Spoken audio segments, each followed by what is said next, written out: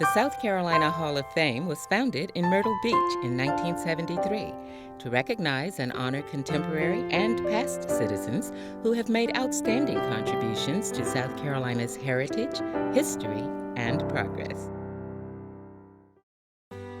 Charleston is one of South Carolina's finest cities. It is full of rich culture, incredibly beautiful coastlines, and a history that has spanned generations. Could you imagine a Charleston without its beautiful historic architecture? Susan Pringle Frost dedicated her life to making sure that Charleston's old architectural beauty would be preserved. Miss Sue, as we know her, was born in 1873 to fairly prominent Charleston families who had made a fortune in fertilizer and the rice culture. She grew up in a very affluent environment, the Miles Brewton House, one of our finest historic houses in downtown Charleston.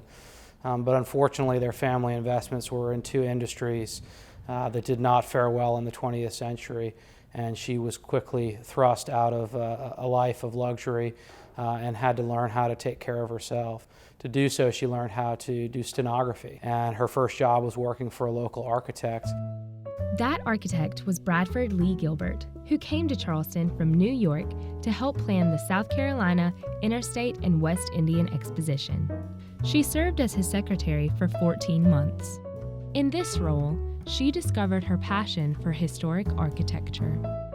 After working her first job with Mr. Gilbert, she applied for a similar position in the U.S. District Court. Working in the court system, Susan Pringle Frost learned so much about Charleston and the problems it was facing. She became particularly interested in the women's suffrage movement. Miss Frost got interested in women's suffrage, I think partially as a result of her career as a court stenographer and learning about inequalities for women. That salaries, for example, for individuals were often less for women than they were for men, which of course is still quite common. So she ultimately started the Equal Suffrage League of Charleston, which ultimately allied with the National Woman's Party. But Frost's true passion never strayed from historic preservation. Having grown up at 27 King Street in the regal Miles Brewton House, she knew that there was something special about saving historic buildings from destruction. So she began her career in real estate and opened a business on Broad Street. Miss Frost's interest in real estate really was born from her interest in historic preservation. She was a tremendous lover of historic architecture, historic houses, and historic neighborhoods. And she ultimately purchased, I think, 9 houses on Trad Street. She might put a new balcony in, ironwork, and then try to sell it to somebody who would agree to buy it and keep it up.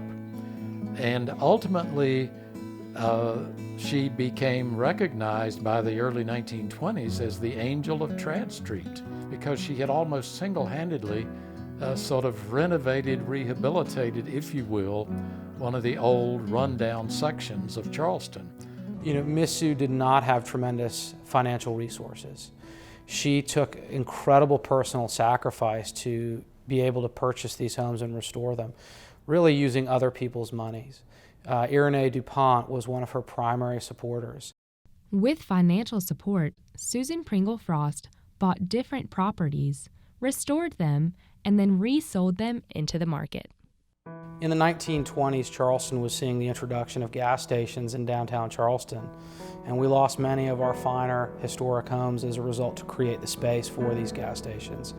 The Joseph Manigault House, one of Charleston's finest properties, was threatened. Miss Frost, with her group of friends and financial supporters, were able to gather together the focus to work with the city leaders to save the house. As a result of that, she and a group of friends formed the Preservation Society of Charleston. Miss Frost was able to work with city leaders and Standard Oil to ensure the long-term preservation of the Manigault House. The Joseph Manigault House is one of many buildings that Susan Pringle Frost was able to preserve. She was a visionary in many respects in that she wanted to save not just individual houses, but neighborhoods. Miss Frost wanted to save Tradd Street. She wanted to save Lower Charleston. She bought 6 properties on East Bay that are now part of the famous Rainbow Row. She wanted to save the culture, the architecture, the history. In many ways, hers was not a narrow vision. It was a huge vision. Susan Pringle Frost passed away in October of 1960, but her dedication to preserve Charleston's architectural heritage can still be seen and admired today.